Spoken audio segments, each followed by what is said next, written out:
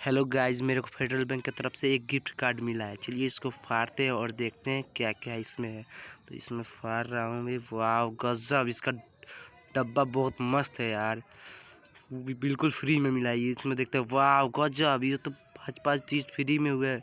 गजब, आप देख सकते हैं कितना मस्त है एकदम। वाह, ये क्या है? ये हम निकालते हैं इसको।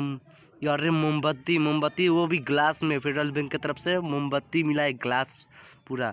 ये क्या है? इसमें तो लगता है पर्स और ब्रांडेड कार्ड और 5 money bank branded debit card रख सकते हैं इसमें।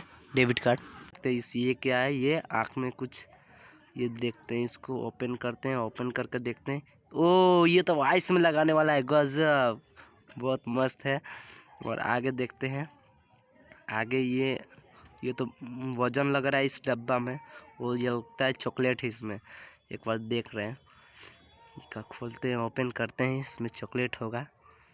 देखते हैं क्या है इसमें। ओह यार गजब, ये तो पूरा चॉकलेट ही चॉकलेट मलाई है। वाह गजब, ये तो ब्रांडेड। गजब, बहुत मजा